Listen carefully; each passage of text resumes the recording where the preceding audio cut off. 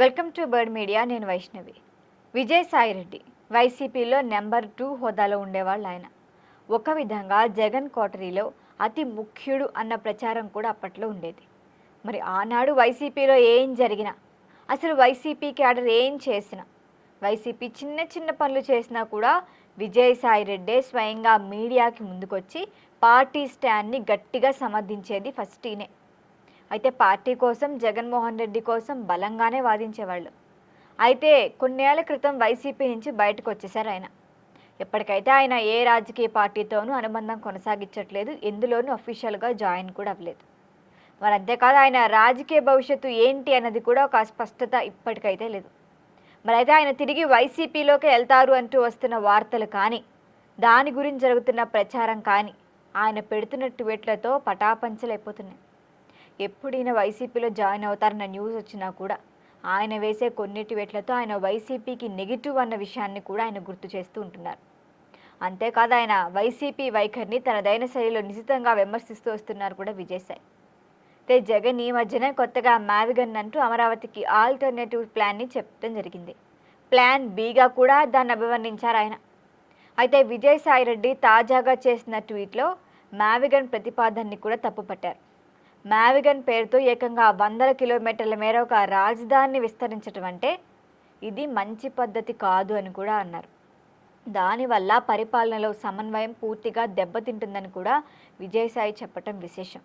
అంతేకాదు, ఇలా మ్యావిగన్ను పిచ్చిగన్ను అంటూ తీసుకొస్తే పెట్టుబడిదారుల అనిశ్చితి పెరిగి పెట్టుబడి పెట్టేవాళ్ళు కూడా వెనక్కి వెళ్ళిపోయే ఛాన్స్ ఉంటుందని కూడా జగన్తో అన్నారు. మరైతే గతంలో విజయసాయిరెడ్డి వైసీపీ అధికారంలో ఉన్నప్పుడు ప్రతిపాదించారు 3 రాజధానులు. మరపట్ల ఆయన దానికి గట్టిగానే మద్దతు ఇచ్చారు. దాన్ని సమర్థించిన సందర్భాలు, ఆ వీడియోలు చాలానే ఉన్నాయి. అది వైసీపీ ప్లాన్ ఏ. ఇప్పుడు ప్లాన్ బి అని జగన్ ఏకంగా తానే మీడియా ముందుకొచ్చి స్వయంగా మ్యావిగన్ ప్రతిపాదన తీసుకురావటం కూడా తప్పు అని చెప్పి విజయసాయి సంచలనం రేపారు. అసలు మీకు ఈ ఐడియాలు ఇస్తోంది ఎవరు?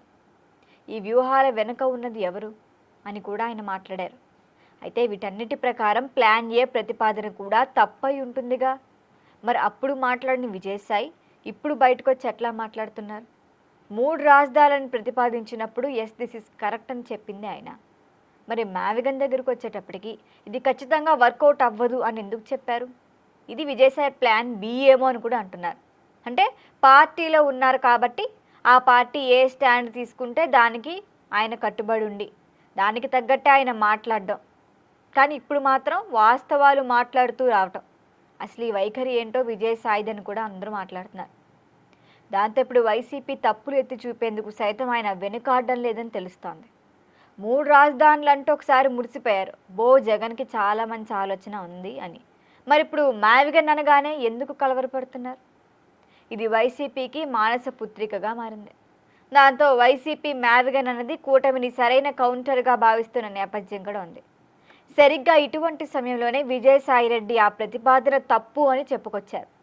దాంతో వైసీపీకి ఇప్పుడు రాజకీయంగా ఇబ్బందికరంగానే ఉంది. ఒకవైపు ప్రత్యర్థులు దాడి చేస్తున్నారు ఆల్రెడీ.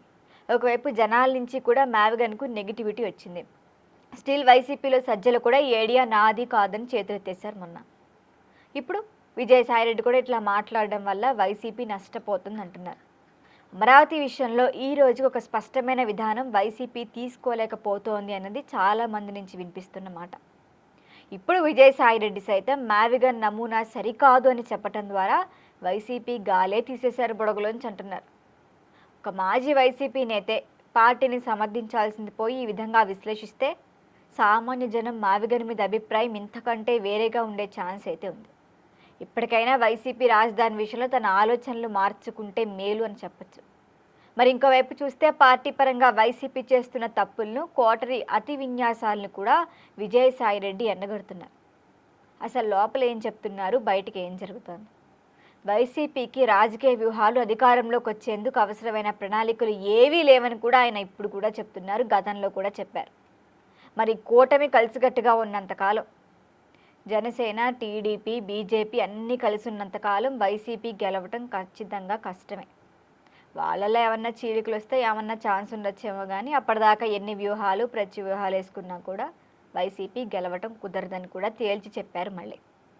మరి మొత్తానికి ఇప్పుడు విజయసాయి రెడ్డిని దూరమైన హితుడిగా భావించి వైసీపీ తప్పులు దిద్దుకుంటే మంచిది, లేకపోతే ఇంకా మరిన్ని మాటలు పడాల్సి వస్తుంది.